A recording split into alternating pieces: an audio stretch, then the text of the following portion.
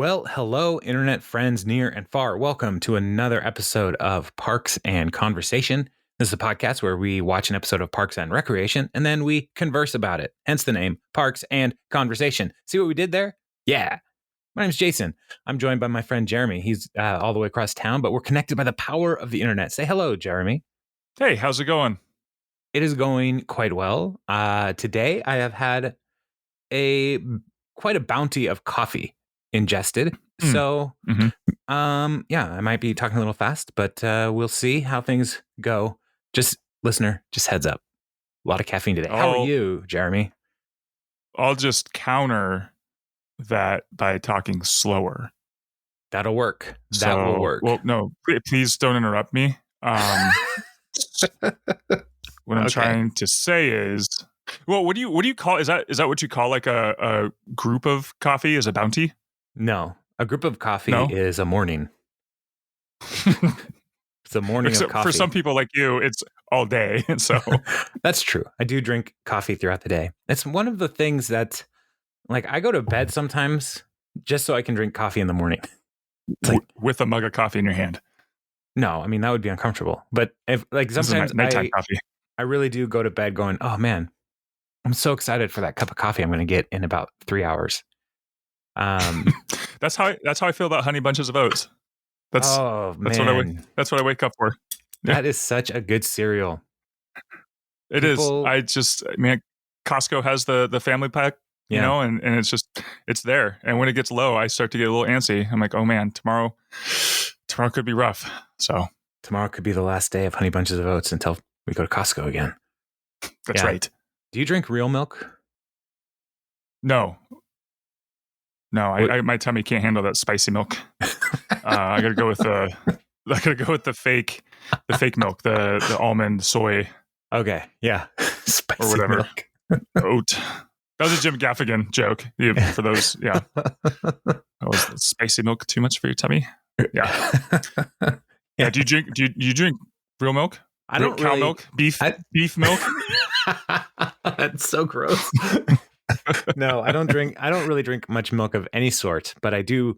If I do, I prefer the juice of soy. The juice of soy. Soy juice. I also cannot handle the milk, and my kids can't really handle the milk either. And so the only person who drinks milk in our house is my wife. She'll go to Costco and buy the 3-pack of milk. And yes, like I just see it in the fridge. I'm like, this is just taking up space. Like, we're gonna throw 2 of these away. This is how it's gonna go. But I mean, it's such a savings. Anyway, why are we talking cereal? I love Honey Bunches of Oats. When I do have soy juice around, I do enjoy it. But it's one of those cereals that I think people don't really think about unless they're regularly using it. Kind of like grape nuts. Like, grape nuts is not for everybody. No, it's not, because it either destroys your mouth or turns into cold oatmeal. Yeah. But you got to hit it right in that sweet spot. Yeah. And the people who love grape nuts, they swear by it. They stand there and just yell curse words right by the box. They swear by it. That expression makes me laugh. So I had to do it. Wow. Yeah. But I don't know. If favorite cereal, like, calories are no option, no object, what would you go with? Favorite cereal all time? Go. Calories are no object? Do not consider that's a tough one. Caloric intake.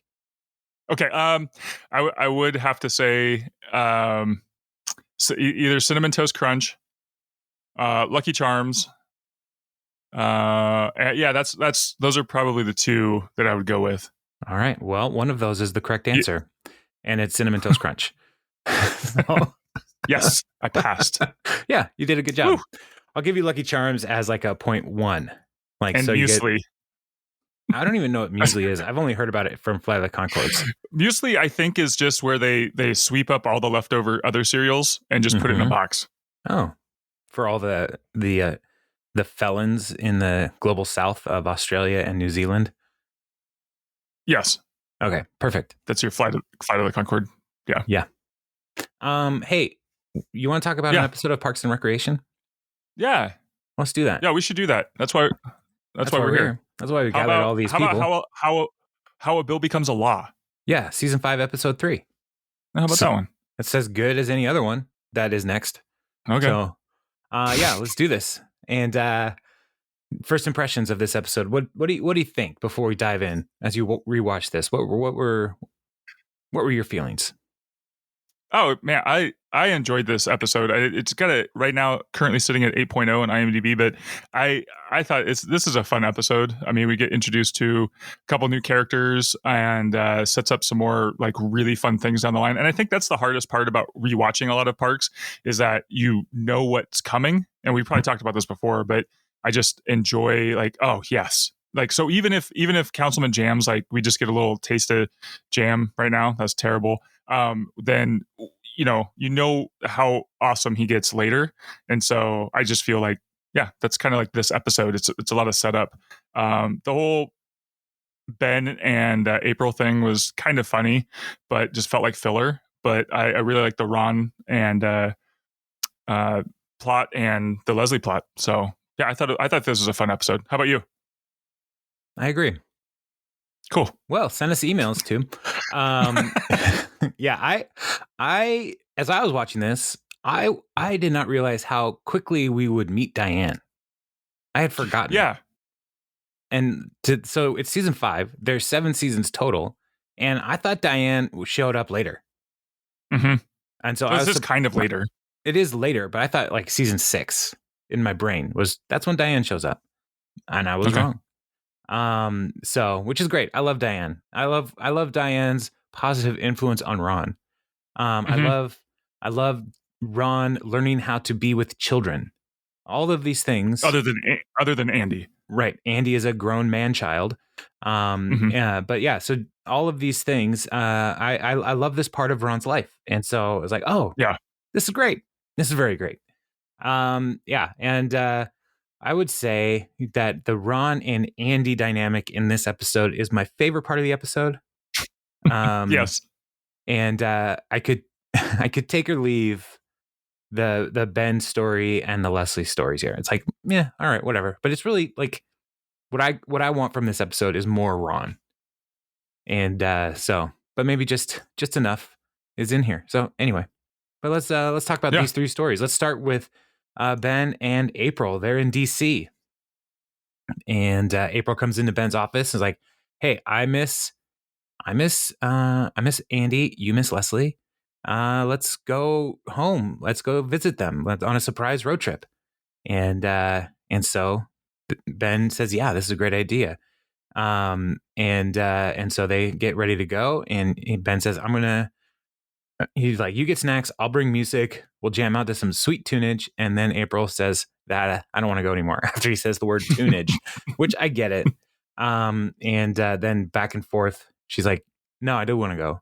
And then he's like, okay, nah, never mind. And then Ben is in this weird place where it's like, I don't know if Leslie is serious or not, because she is hard to read. And his talking head is, yeah, I'm excited to go on this road trip with April. She's like the sister I never had because the little sister I do have is normal and not terrifying. And you can see April in the background, like slicing her throat, like indicating she's going to murder somebody, which does not sound like a fun person to hang out with. So that they're going to go. So they go to the garage. It's very hot because they're in Washington, D.C., which is a awful place to live in the summertime, is my understanding. And April says, living in this town is like living in the devil's butt crack. And that brings up all kinds of imagery. How big is the devil's butt crack? Yeah. And what's the rent like there? I'm assuming it's pretty low. Well, it costs you your soul. Oh, that's pretty high.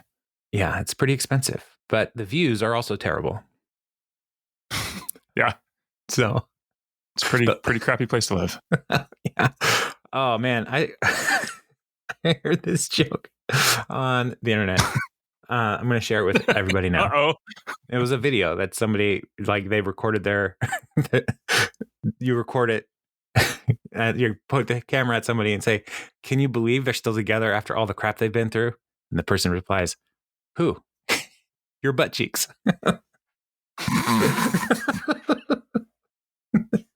Were these people like in sixth graders? It was a child talking to their parent. I don't know.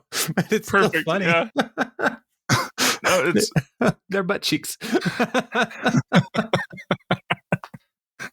I just was hoping this wasn't like, some older people going around. Yeah, pretty amazing.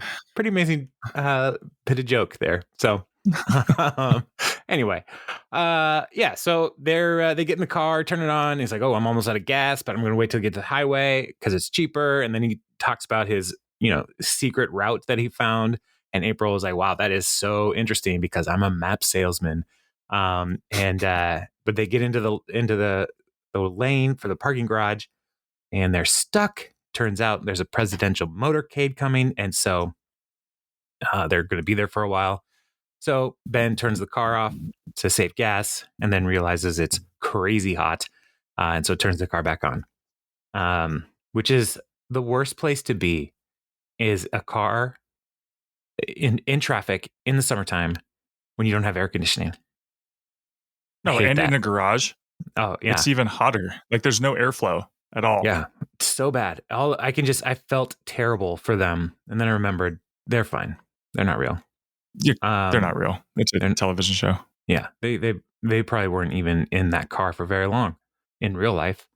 Yeah, and so cut to the next time we see them. April's going through Ben's CD folder book, and finds that he has the soundtrack to Pulp Fiction, soundtrack to Singles, soundtrack to Grosse Pointe Blank. And she's like, "Why do you have so many soundtracks?" And Ben's response, "I kind of look at it like your favorite director is making a mixtape just for you." That was my favorite joke of their whole entire arc, their time together. That was so funny. Yeah, and just April's response, she's so disgusted by this, like, ew. And then she finds Ben. Yeah. No, I was just gonna say soundtracks are amazing. I don't know. There was a time I just feel like through the 90s and all the movies, man, soundtracks were amazing. They had everything you could ever want. And they're just all great. Yeah, all of Jeremy, them. This is one more reason why when I watch this and I see Ben, there's a lot of things that remind me of you. What's wrong with soundtrack? They're awesome. It is. It's just, oh man. Yeah, sometimes they're really good. The Crow, Cable Guy. I mean, it doesn't matter. They were all, man. What is on the soundtrack to The Crow? Is it instrumental or is it like? No, there was a lot of. It was mostly that, 90s grunge, which I was a child of the 90s. Really what you want is, wow, that's what I call music, 90s grunge. Not all of them. I mean, I was down with, 10 Things I Hate About You. That's fine. That was fun. Yeah, that does. I remember. I remember people. You had soundtracks. I probably do still, but I haven't thought about them in a long time. Just because trip down memory lane, my friend. I have access to all the music, which I think is one of the reasons why soundtracks are not important to me anymore. Like, I can make my own mixtape really easily. So much better when somebody makes them for you, though. I guess so. But yeah. Hey, listener, what's your favorite soundtrack? Yeah, listener, let us know. Shoot us an email, parksandconversation@gmail.com. We'd love to hear from you about your soundtracks, and we promise not to make fun of you. So I promise I won't. I can't tell you about this chucklehead. Dude, Guardians of the Galaxy Volume 1, awesome mixtape Volume 1 and 2. Yes, that's great soundtrack. Yeah, totally agree. Those are a part of the character of Peter Quill. They're part of his life. Whereas, and I think that's why it's so important to the movie. But the songs in the single soundtrack, like, how is that connected to the actual movie? Because it was a snapshot of the time. That's what I guess. I've never seen Singles or Grosse Pointe Blank. And I cannot remember any of the music from Pulp Fiction other than the dance scene. But yeah, this is why you need to listen to more soundtracks. People, come on, get on my side.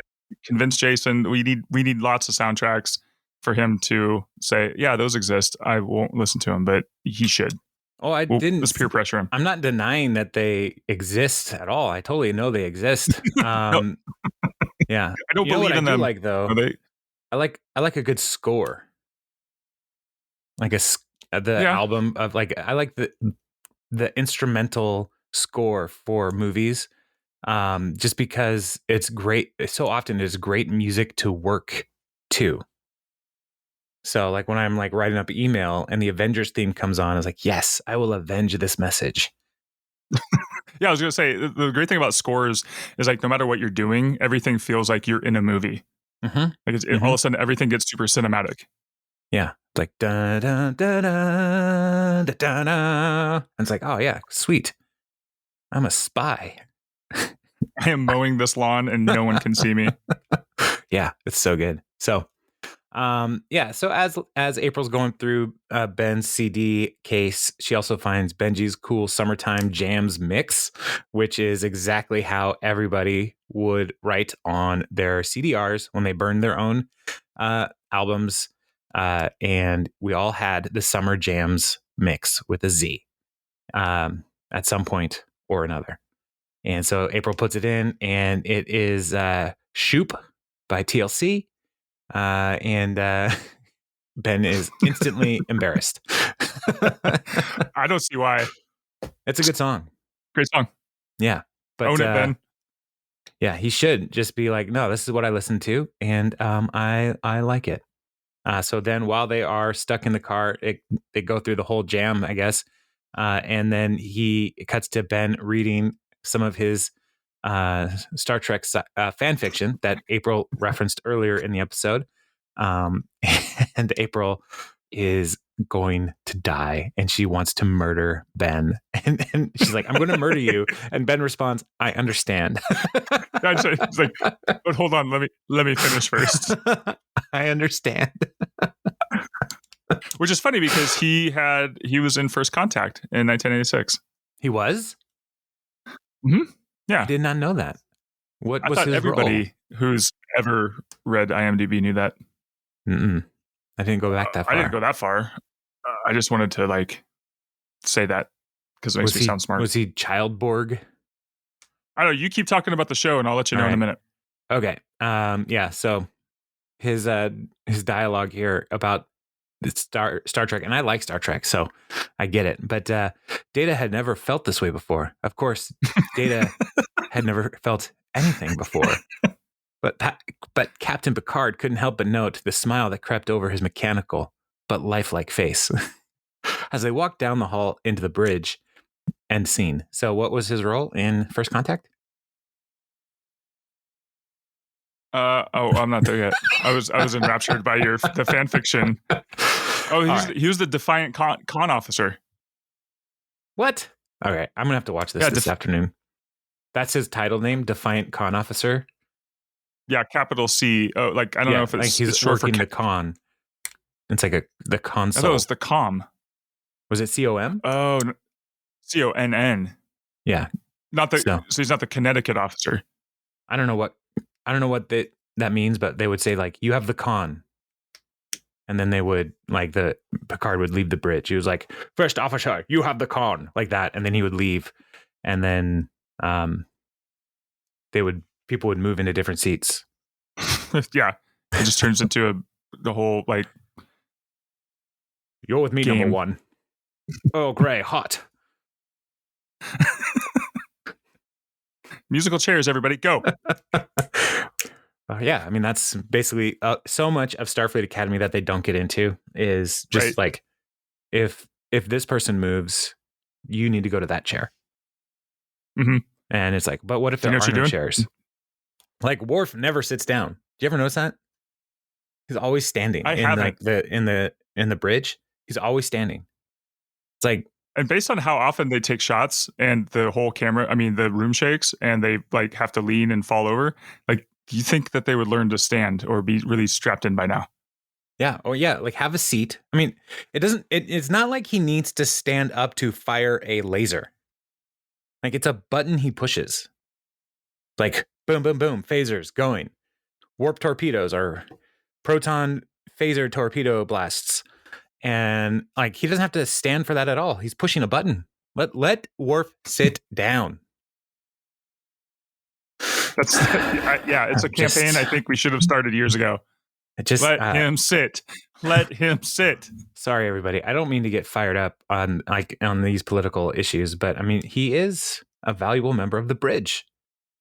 Let him sit. Also, tune into our new Star Trek podcast every other week, where we discuss the seating habits of. Yeah. Don't tempt me. All right. So the I think we're running 50-50 on this episode as far as like actually talking about the episode versus anything else. I think that's too high. So then next time they get into the car, they come back to the car, it starts moving. And so they turn the car on or start putting it into gear and they start driving forward and they find out that they ran out of gas. And, putting it into gear. Like, so how are you at driving stick shifts? Are you? No, I'm joking. I'll just keep it going. I can't. And so they need to pull off and to park it. And so Ben is pushing the car and April is in the driver's seat and he's just saying, please just steer. And April's response is, be stronger. Be stronger. And so they say, hey, great road trip, made it 40 feet. Then April responds, yeah, well, at least it took 1,000,000 hours and it was 180 degrees and we starved to death. It was so fun. So Ben says, how about next weekend we fly to Pawnee? I'll buy the tickets. And April's like, really? That would be awesome. And Ben says, nah, never mind. I don't feel like it. And April is, what? Oh, come on. And Ben's response is, see how it feels? So he's teaching her something. This was all a life lesson, which is great. I love life lessons. As long as you're alive, you can still have lessons. Which is the best lesson. Yes. Speaking of life lessons, Chris Traeger in the next plot line says, fun fact about me, I recently began intensive psychotherapy. I may have mentioned this to you already. And Ron says several times. And so he says you can't share. His therapist says you can't share too much or too often. And then Jerry starts to say, well, Gail and I saw a couples therapist for a little while. And Chris is like, that's too much, Jerry. So as soon as he starts to share, that's too much, Jerry. And so Chris says, and when I was down, I used to call my mom or my running coach, but now I have one number, my therapist, and I want to do the same thing for the city. And Andy's like, oh, a psychotherapist for the city? He's like, no, a 311 line. And this is for citizens of Pawnee to call when they have a problem, anything like what Chris references is uncollected garbage, broken street light, direct them to the right department. And Andy's like, that's great. And Chris says, I agree. I love this idea. And I love me for thinking of it. My therapist said that I need to be more vocal about appreciating myself. Thank you, Chris. You're welcome, Chris. I sound insane. I'm going to go talk to my therapist. So there you go. Full circle. Yeah. What is not explained in all of this is why the Parks Department is running the 311 line. Sure. I don't know. And I learned that 311 is a real thing. Yeah. Yeah. I've called 311 before. Where? In Linwood. Yeah. It's a real thing. Yeah. So I looked up 311 and all I got was for Washington and it said 311 at Marymore Park. Yeah. No, it's 311. No. Is that the band at Lovin' is what I got? Is that 311? No, that's Sublime. Okay. I hate that too. 311 is 311 is Amber is the color of her energy. Yeah. Okay. Yeah, that's terrible. All right. Down. Yeah, those guys. Mm-hmm. Yeah. Yeah. Oh. Okay. If you listen to your 90s soundtrack, Jason. Well, if that was on a soundtrack, I would probably say, oh, there's a reason to hate this movie. So I could put that on Forrest Gump and I'd say this is the worst movie ever made and this music is Forrest anachronistic. Gump, that's a great soundtrack. Mm-hmm. Uh-huh. That's why I brought it up. I know about soundtracks. I know about things. So So we cut back to the Parks Department running 311, and Jerry's on the ground for most of this, trying to get things set up for his phone. Can't figure out how to make it work. Andy answers, and Ron takes a call, and he's talking to a lady named Diane, and he directs her to Public Works because there's a pothole situation she's dealing with. And he just, you can't hear her side of the conversation, but he's like, I understand you've tried 4 times. The government is inefficient and should be dissolved. Please hold while I transfer you. So Jerry is trying to fix his phone. He's like, Donna, I can't get it to work. I got a 311 call, but it was all static. And Donna's response while she's reading 50 Shades of Grey is, that sounds like an IT problem. And she's like, well, how do I get IT here? Call 311.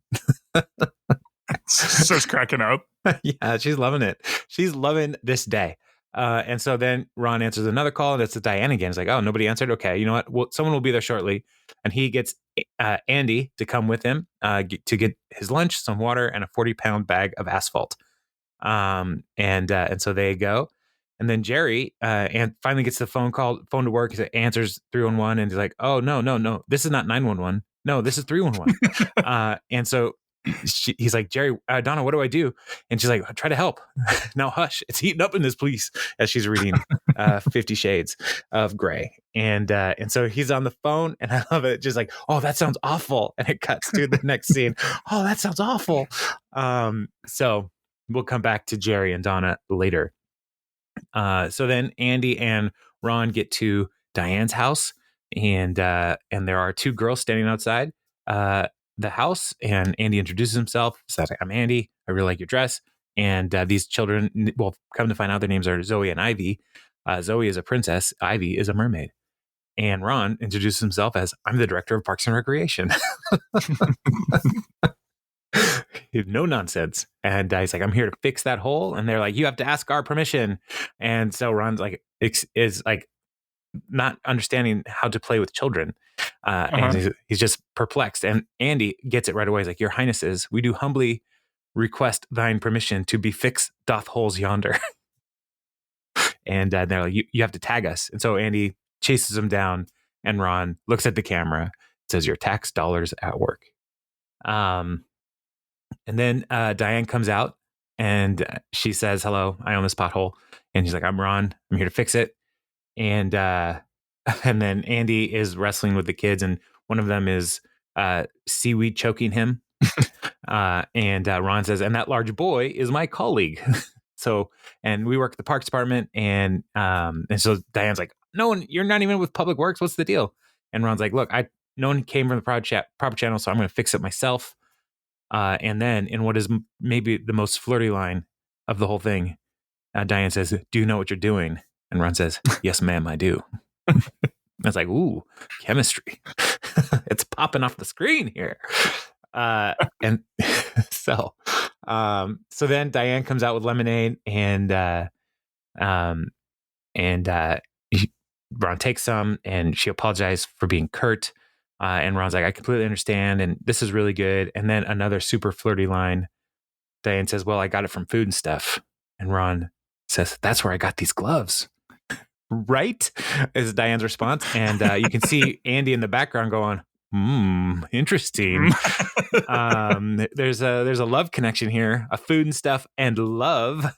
So then she asks Ron to teach him what he's doing in case he has to fix the next one. And so he does. And cuts to Andy. Andy's watching this whole thing, and he cuts to him doing a talking head, and Ron and Diane kissing in a tree. KISSISSIPPI. And then he looks up. Did you hear that bird? So good. Did you hear that bird? And then Ron is almost all done, so he's tamping down the cold patch asphalt, and he asks Andy to come help him. And Andy's response is, for the last time, Ron, it's Princess Rainbow Sparkle. And Ivy asks, can we turn you into princess? And Ron says, no. And then Andy says, I think it would really make Diane happy. And I love Ron's response, like, why would that matter? Shut up. It's like Andy got it Yeah, Andy got it before Ron even did, which is great. Yeah. Andy is a much more emotionally attuned person. Sure, so, as all good golden retrievers are. Yeah, he knew exactly what was going on. I was like, oh, you're happy. You like her. She likes you. Let me make a love connection. But I do love this. Like, it just felt like when your friend in junior high was like, oh, you like so-and-so. And you're like, no, shut up. Like, it was so perfect. No, I don't. Yeah, you do. So, dude, what? Oh, man. I just loved that. It was so fun. Yeah. So then they ask, please, let us do this. And so cut there, and it comes back. And even Andy joins in, please. Yes. It cuts back, and Zoe is saying more rouge. And Diane comes out, and she sees Ron and laughs, and he's got makeup all over his face, and Ron can't handle it. He's like, I came here to fix a pothole, not to be mocked. And he's like, thank you for the lemonade. The asphalt will bear weight in an hour. Time to go, Andrew. And he's stomping off, like with makeup on his face. And it's like, it's just a very funny image. The best part was the star in his mustache. I just love the star. It was great. All the details. And Andy's like, Andy's like, no, wait. Yeah. We're going to make a sparkle palace. Ron, you're walking across hot lava. Andy is right where he needs to be. And this is like such great, and it's probably not even foreshadowing at this point, but it just shows how great, like, Andy's just alive right now and having the time of his life, which then comes into play in another 2 seasons. Yeah. He loves kids because he is a kid. So then cut back to the parks department, and Donna is giving somebody who called 311 an update on the plot line to 50 Shades of Grey. And then Donna is like, please, can you keep it down or research how to deliver a baby that's coming out with face up? And Ron comes in at the time and says, lay the mother on her side and try to move the baby in a corkscrew fashion. And he goes into his office, and Diane, Andy's like, Diane is awesome and she likes you and you like her, I can tell. And Ron's response, A, I don't recall inviting you in here, and B, I do not like her. She's not my type.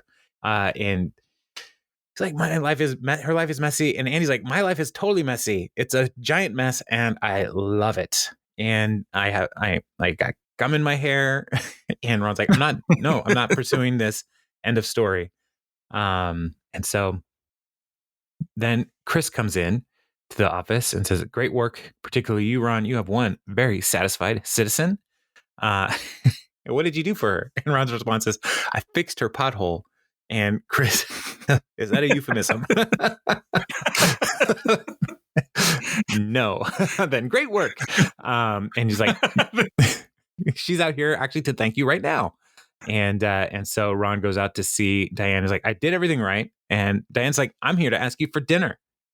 And she's like, I don't mess around. Does that freak you out? And Ron is like, no, on the contrary. And Diane's like, all right, well, it'll be casual. No need to wear makeup. So, and then it goes to a talking head of Ron saying, yeah, I begrudgingly admit that the 311 program is a moderate success.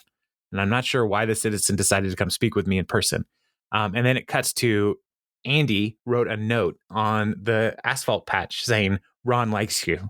And so Diane saw the note and followed up. Once again, 6th grade, like, note passing in class, except for it's grown-ups on asphalt. It's so good. So good. So that's maybe probably the most fun. I love that plot line. So. Oh yeah, that's the best part of this episode by far. Yeah. So then the cold open, as we follow Leslie's plotline in this episode. Leslie is calling Ben from her new city council office over Skype and gives him the little tour of her office. She's got her inspirational wall of women, and Ben notices a picture of herself, and she's like, yes, I am big enough to admit that I am often inspired by myself. And then the clocks with the 2 different time zones, but Pawnee and DC are in the same time zone. And then she wants to show the coolest part, which is her own private bathroom. And she opens the door, and who's in there but Jeremy Jamm, Councilman Jamm. Yeah. I love Jeremy Jamm. He's the best kind of worst guy. Yeah. The guy who plays Jeremy Jamm, John Glazer. I love him in everything that he's in. But I don't know if you remember this, but he was a regular on Conan O'Brien's late night show. In the sketches that they would do. Oh man. Yeah. He was always so good. Just like completely sold it every time. Him and the guy who plays Ted in the Ted Party in the with Patton Oswalt that they throw into the lake. You remember this? Yes. Yeah. Those both of those guys were on Conan all the time, and it was so much fun. So seeing them here makes me happy. So Leslie then is like, "What are you doing in my bathroom?" And Jeremy's response is, "I don't know if I would call it your bathroom." So Leslie's like, "It's only doors in my office." So he's upset because it's like, you're the least senior counselor and you get a private bathroom just because you're a girl. And so Jeremy offers a compromise. "I'll drop my liquids in here and take my solids down the hall." No. He's like, "It's your loss." How? Oh, he's so great. So Leslie is going to be passing a bill to her drive for this episode is to pass a bill to lengthen the hours for public pools. And so this is my biggest problem with this episode is why does that need to be a bill? Well, you have to fund it. And so the city council has to approve the funding for those kinds of projects. So that's why. But a bill, it seems like a simple vote would be fine. Like, well, yeah, but any of the votes you have to submit it in like writing. So, oh my word, yeah, government is inefficient. Ron is right. So to promote the bill, Leslie goes to first-rate newswoman Joan Calamezzo's show, and that's how Joan introduces herself. "I am first-rate newswoman Joan Calamezzo," and she points out that city council approval rate is at a dismal 3%. She says, "Leslie, the city council has done very little over the past few years, and what have they accomplished, in my opinion, has been embarrassing." And that is a fact. Leslie says, "No, that's your opinion." That's the definition of opinion. And she even said, "In my opinion, has been embarrassing." And Joan's response is, "Well, that's your opinion." So, so Leslie's like, "We're going to put forward this Fun in the Sun Act, which will extend public pool hours citywide." And Joan is like, "Can you say big whoop?" And Leslie points out that the captain of the Pawnee Porpoises swim team asked if they could make the public pools longer to practice longer. She said, "Absolutely. I'm a city councilor with porpoise." That's a talking head. I see what you did there. Yeah. And so they're saying, Leslie's spin on this whole thing is, we're saying to our citizens that the city council is determined to better our town. And then it cuts to Leslie in the office watching this news show with children who are on the swim team to say, I have a question for you, swim team. What is your greatest accomplishment? And they said, "We came in 4th in the county swim meet last year." It's like, no, your greatest accomplishment is happening in 2 hours when this bill becomes law. And so then she said, "You shall be very proud of yourselves. This is going to start a long romance between the city and its government." And she invites them all to do a porpoise call, and the children, and she does it, making porpoise-like noises. And the children are just say, "What are you doing?" "That's what we used to do, but I guess you don't anymore. I'm not weird. Everybody leave." So, and then she is, we next see Tom went to Jeremy Jamm for dental work. And Jeremy is complimenting his gums. And Jamm then says, "Do you want to know why I moved to Pawnee? Because the two leading industries are corn syrup and rubber nipples. It's a dentistry jackpot." And Tom's response, well, DDS doesn't stand for dumb, dumb, stupid. And James like, "I like that. I'm going to steal it. That's mine now, which is so good. And so then Tom has a cutting head where he's like, I've gotten pretty tight with Councilman Jamm. I'm hoping to parlay that into a membership at the Pawnee Smokehouse, Pawnee's most exclusive cigar club. And so he says, hey, Jeremy, you're part of the Smokehouse, right? And he's like, oh, yeah. And he's like, I love a good stogie. Actually, I made this personalized cigar cutter with Tom Haverford's initials on it. Jeremy's like, wow, real nice. Not my initials, but thank you so much. And he puts it in his pocket, and Tom's like, oh okay. So Tom here is trying to, he's a networker, relationships. It's all about relationships. We've seen this over and over again. It's like, so you're still good on Leslie's bill? And Jeremy's like, no, we got to talk. And then cuts to Leslie in her office with a stylist. And she's saying, I've wanted a perm since middle school. I could not be more excited about this. Are you excited, Autumn? And then Rashida was like, yeah, definitely.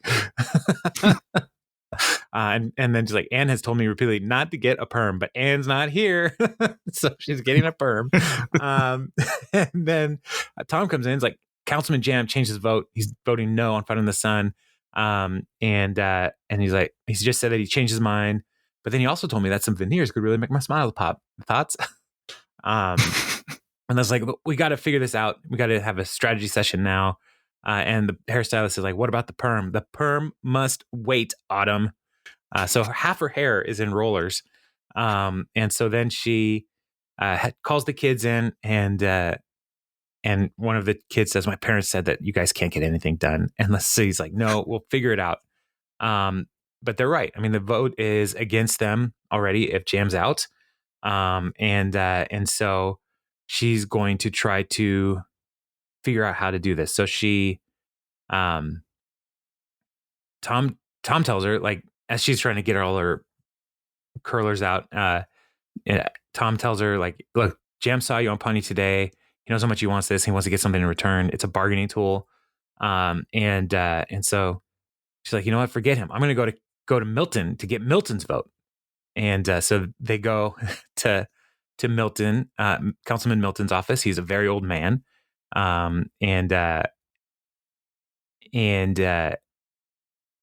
love the IMDb trivia for this is that they didn't use any makeup for him. He was already 85 when this was shot. Wow. That you're old. Yeah, that's pretty great. So they head over to Councilman Milton's office, and he's eating lunch. And so Leslie's like, I'd like to talk to you about the Fun in the Sun bill. I don't mean to rush you, but the vote's in an hour. He's like, when I'm done eating, we'll talk. And he's like, I've eaten the same lunch for 58 years. Caesar salad, extra dressing, extra croutons, extra anchovies. And then cuts to a talking head. At that point, is it just a regular, is it just like light salad then at that point? It's Caesar salad, light on the lettuce. There you go. Yeah. And it's like the biggest Tupperware bowl of salad possible. And so Leslie has a talking head introducing Councilman Milton to us. He was first elected as city councilor in 1948 as a member of the Dixiecrat Party. Their platform, de-integrate baseball. It's so terrible and yet so funny. Yeah. And then they cut back to the office, and Councilman says the secret is the dressing. Try it. It's an aphrodisiac. And Leslie has some and is like, you too, my strange foreign friend. Talking to Tom, he's like, no, thank you. And Leslie leans over like, just eat some. Tom's like, I'm not eating racist salad. And then she's like, the more we eat, the faster we talk. And so he has some, you can really taste the ignorance. It's pronounced anchovies. And so then next time they come back to the office, like, Councilman, you have grandchildren? And he says, yes, 7 grandchildren and 7 great grandkids. Tim, Mary, Jack, Tim, Marie, Tim, and Mary. And Tom's response is, don't forget about Tim. Right, Tim. How many is that? How many is that? It's very hard to tell. So let's like, this might not work. Go see if Jamm will bargain. And so Tom goes. And Councilman Milton says, what country is he from? And Leslie's response, Iceland. Yeah, so good. So then Leslie confronts Jamm in the hallway. He's like, what do you want? And he says, I want your toilet. I want your office and the private bathroom. And so And Jeremy's like, yeah, I don't mean to brag, but I've got irritable bowel syndrome. Yeah. And so Leslie's like, no, I'm not going to trade my office for this bill. And Tom's like, Jamm walks away, and Tom's just like, listen, just make the trade. Everyone's happy. And it says, oh, where does it? Oh, that's later. Never mind. So, but her response, he shoots down a helpful bill because he doesn't get to poop wherever he wants. So, yeah. And so then they go back to Milton's office, and they're going over the proposal. And Milton says, this is very impressive. You remind me of a young, beautiful Strom Thurmond, who was one of the oldest and most racist senators for a long time. And Tom's response is, I've been saying that for years. So Leslie says, do I have your vote? And he says, yes, indeed. And so is this where we kiss? And he leans over to kiss, and Leslie backs up and he falls down. And so they have to call an ambulance to take him out. And as he's on the ambulance, he's like, she tried to kiss me. She was insatiable. And she's like, you know what? We should just wait until he gets better so we can vote. And Jeremy's like, no, I'm pushing it through today, this vote, and it won't pass. And then he offers a complimentary toothbrush because she's not getting the back of her canines. She's got sloppy technique, which is also one more reason for Leslie to be offended. She's like, I have excellent toothbrush technique. That's what Conan calls his teeth. Canines. Mm-hmm. Yeah, perfect. Yes. And so then Tom's like, just give him what he wants. Just take the easy way out. I always do. It's so easy. It's so easy. And Leslie's response right in there is, I do not negotiate with dentists. I do not negotiate with dentists. And she's like, this is why everybody hates government. They think it stinks, and I hate it. I hate the government. And Tom's like, you don't mean it. It's like, you're right. I take it all back. You know me so well. So then they're in the meeting, and Councilman Hauser, who seems to be the only one who actually knows how to do anything in the city council, says, next order of business, the Fun in the Sun Act, introduced by Councilwoman Nope. And Leslie asks for the bill to be read in its entirety. And so Ethel Beavers starts reading the bill, and she goes over to Jeremy while she's reading. It's like, you can have my office. And he's like, well, let's sweeten the pot. You get my parking space, and I'll get Invisalign's from you. And so Jeremy, it's like, all right, we got a deal. Can't wait to drop my kids off at the pool. By kids, I mean turds. I know. Jeremy is the grossest. So great. Yeah. So then bill passes, and they're out by the pool. Let's get ready for the photo. She's getting ready for a photo op, and she asked the children to arrange themselves from most excited about democracy to least excited. And wait a minute, everybody's excited. And so Jamm shows up. Is like, I can't believe you traded your office to keep this crap hole pool open for a couple more weeks. And she says, please, not in front of the kids. I'm trying to teach them how great government is. So, but Jeremy leans over to try to teach them how the bill got passed, and talking about the trade, and Tom pushes him into the pool before he can explain everything. And he's like, why'd you do that? And Leslie has a moment of panic, and she's like, it's fun in the sun, everyone in the pool. And her and Tom both in their suits jump in the pool. And Leslie's still half permed, right? At this point, she's like, yay, democracy. And then she realizes, my perm. So her hair is going to get all jacked up. So they credit scene, Leslie brings Tom into her new, smaller city council office. And it's like, it's right across the courtyard from your office, so we can see each other. And then she also says it's the newest and most exclusive cigar club, Tom's Smokehouse. And she has smoking jackets. And Tom says Smoke Dog on it. And a special chair for Tom Haverford as the member. And so then they light up a cigar. Tom's like, this is great. And takes a puff, says, I do not like this. That's the end of the show. And scene. So Yeah. I love when Leslie says it's like right across the courtyard and she waves and Jerry's over there and he's got an armful of like folders and papers and he goes to wave and they just all fall out. And then she doesn't even like misses a beat. She just keeps talking like, yeah, of course that happened. Yeah. I hope that kid was okay as Jerry tried to teach that lady how to give birth to a child. Right. So, yeah. I mean, that was a troubling moment there. I also loved how Ron just knew what to do. Came in, like right as he's walking in, like just he's like not perplexed by this at all. He's probably delivered a couple kids on the way into work today. You know, sure. So same way you deliver a calf. Yes, probably fewer legs though. Same amount of limbs, fewer legs. So, yes. Yeah. So, Jeremy, did you find any fun trivia other than Milton's face? No, other than Adam Scott was in Star Trek, and that was about it. All right. Well, Star Trek First Contact, you say? Sure. All right. I'll. No, it wasn't First. No, it wasn't First Contact. It was the other. It was the one from '96. What was the first one? The first. I'm stalling because I'm trying to get back to the Star page. Trek. No. Picture? The first the reboot. What was the one in '96? It was probably First Contact. I can't open the internet right now because I'm already using the internet to record this, and I was told that I was a little spotty. So by you before we started recording. Oh no, it was First Contact. Yeah. Okay. Yeah. Well, I'll try to watch that. That's what I told you. Yeah, watch it and let me know how he does. That has the Borg in it, and I love the Borg. I went to school with a guy named Borg. Was he like from like Norway? No, he was off of Greel Road. Did you say to him things like, "You will be assimilated. Resistance is futile"?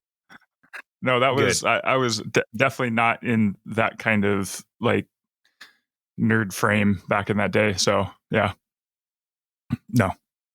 Well, how is Borg doing? Never said that. I don't know. I haven't seen or heard of him since I graduated, which actually happened to be in 1996. Crazy. You guys could have gone and seen the movie together, and like nudged Borg and say, "Hey, recognize your family."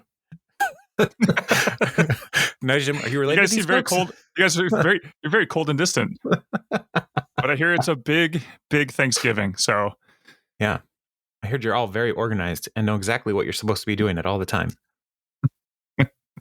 It's true. Yeah. So final impressions of this episode. When you're not busy, you just kind of power down and fall back into the hallway. That's the best way. Yeah. Very, very cool. I enjoyed this episode. I think 8.0, you said it was rated. I think that's a little too low. Yeah. I think I'd bump it up a couple tenths. Yeah, I'd give it a solid 8.1. Easy. Calm down. Yeah, I thought it was super fun. Ron and Andy's part was fantastic, and I like Jamm, and then I liked how Tom kind of like stood up for Leslie and pushed Jamm in the pool, and I like how they introduced kind of a villain kind of person now instead of just a problem. There's actually like schmucks in government, so but without being like super Councilman Hauser, like not that kind of. This guy's just very self-serving, so I thought it was great. Yeah, but he's really pathetic too, so it's just fantastic. Total heel. Yeah, he's great. Jeremy Jamm. You just got jammed. So why does it? You just got jammed. Of course, all the ding dongs are named Jeremy. Every show, every time. Is that the case? I can't think of a single Jeremy other than Jamm. Exactly. That's what I'm saying. Every time. This one. Okay. Well, I'm sorry they did that to you. My name is also associated with a serial killer. So, and for years, Jason Bundy. For years, people would just come right up to me and go, Jason, kill. So, yeah, I mean that was really fun for my life, and I have never seen any of those movies. So I was like, why do you keep saying that to me? Like, why are you doing that? And they said, you haven't seen Friday the 13th? I was like, no, because I'm sheltered. My parents don't let me watch those kinds of movies. So And they still don't. I have to ask my mom, like, hey, Mom, can I watch Braveheart? It's like, I don't know. It's Braveheart. That's the one. That's the one you go to. Well, that's the only R-rated movie for a long time that Christians were allowed to watch and talk about. It was the and talk about part that really set it apart. So, because all the Christians I knew were watching R-rated movies, but not talking about it. And every once in a while, you'd run into somebody at the theater. I was like, coming out of Fight Club, and it's like, hey, hey, remember the rules about Fight Club? Don't talk about it. It's like, yep, that's church even the rule. Movie. We don't talk about this movie we both saw. So, fun times. Did you hear about the 90s? Ending? The Chinese ending? Yes. Yeah. That they solved hilarious. It. Yeah. We stopped it all from happening. Yeah. And he went to a mental institution, and it was Tyler Durden. It was his alter ego who went and got help. Well, like there was no alter ego. We don't know because we never get Edward Norton's character's name. Right. In the movie. So everywhere you go, you look like Tyler Durden. He's Tyler Durden. Yeah. Sure. So he's, yeah. But I think they're inferring that it's two separate people. Yeah. Yeah. Anyway, and then he got help, and he got released in 2012. So all's well that ends well in Fight Club, I guess. Very specific. I am just curious if the Chinese government really thinks like any Western movie is a documentary, and we have to tell people, no, like like this is the actual ending. Like they are. I don't know why they would have to do this. Like it's clearly fiction. But anyway, I don't know. I guess live in a totalitarian regime, so I guess maybe this is just something to look forward to. That the Titanic didn't sink in the Japanese version, and the lady never threw her diamond. Chinese version, and the lady never threw her diamond off the bow. Well, no, she threw the diamond in, and that's how the Glorious Revolution and the blessings of all the people started. Yes. Yeah, she's not a liar. Rose from the sea. Yes, exactly. Yeah, it's like she gave that, and General Mao like grabbed it and says, "This is how I will fund the revolution," in his submarine. And then he came and he's like, "I've got this little red book to give to everybody." So put all your addresses in it. Yep. Anyway, listener. All right. Sex education. This happened to you. I hate this next episode. It's next week. So be sure to come with that shining endorsement. Be sure to come back next week. Tell your friends. Tell everybody. This is the most cringy one. You might learn something. Who knows? I hope not. All right. Well, until next week, I'll see you all later. Have a good one. Bye. Bye.